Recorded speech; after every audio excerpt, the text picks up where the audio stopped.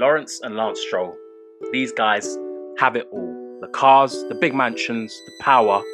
But Lawrence Stroll, father of F1 driver Lance Stroll, he takes the absolute biscuit. He takes it to another level. He has the Formula 1 team and now the iconic British motorsport brand Aston Martin. But seriously, where did this guy get all his money from? Can he please buy me a Lambo? Welcome to the F1 house. My name is Sakki, and keep watching to find out how Lawrence Stroll and Lance Stroll got all of their money, as well as some revealing information about them both. Many of you will have seen the news at some point. Aston Martin saved from bankruptcy. It was no surprise, they were struggling financially for quite a long time. But to be saved by Racing Point F1 team owner, this got me thinking big time. Who is this man that can afford to buy an F1 team and Aston Martin within the space of a few years?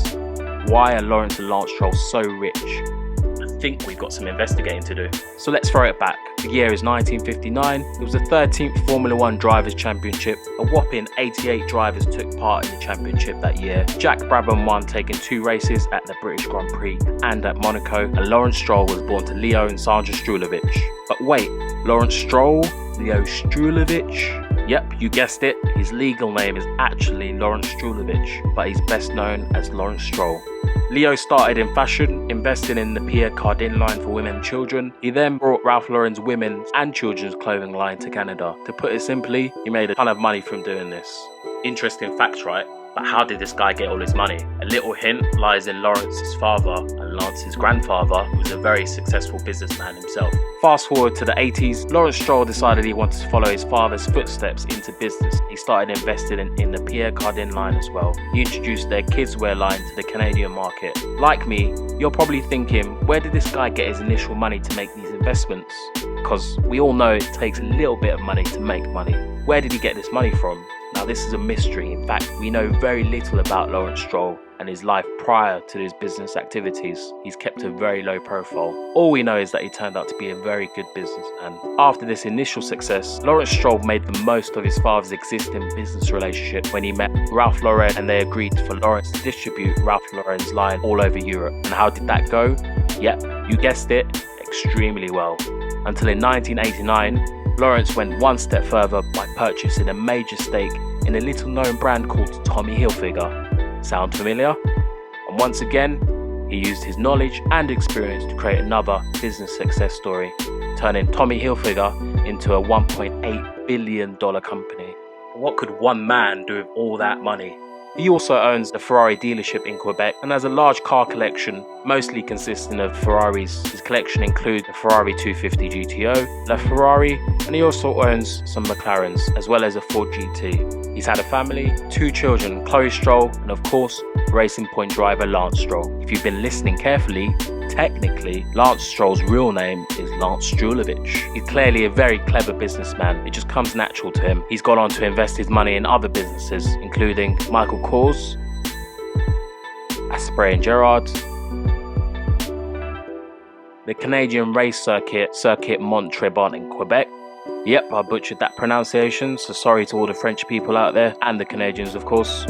Other recent investments, as you probably will have known already, in 2018, Stroll led a consortium of investors to buy Force India team. This ownership has provided a lot of stability to the team, and he's also given his son Lance Stroll a very secure seat in a fairly competitive F1 team. His spending has continued into 2020, when in January, he led another consortium to invest £182 million into Aston Martin in return for a 20% stake in the company. But what does this mean for the sport? I think the sport is excited to see the classic British brand back in perceived safe hands. He's a very astute businessman, and the fact that there will be a close working relationship between Racing Point and Aston Martin from 2021 can only be a good thing.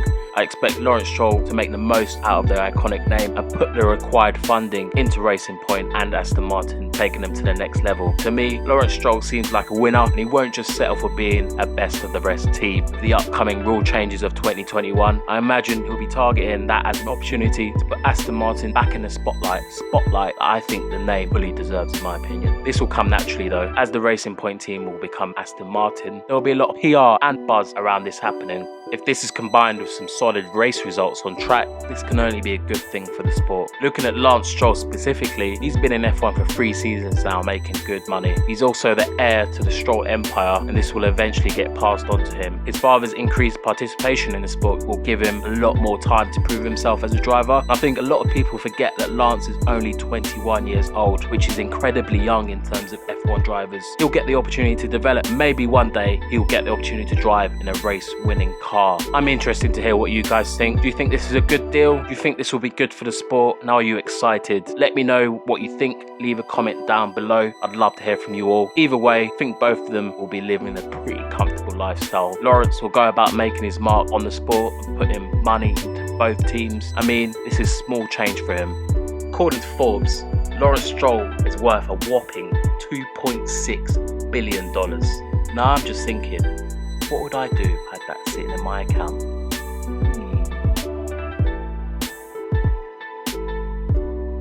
Okay, I'm getting sidetracked here. I hope you've enjoyed learning about Lawrence Stroll and how he made his dough. Until next time everyone, thanks for watching.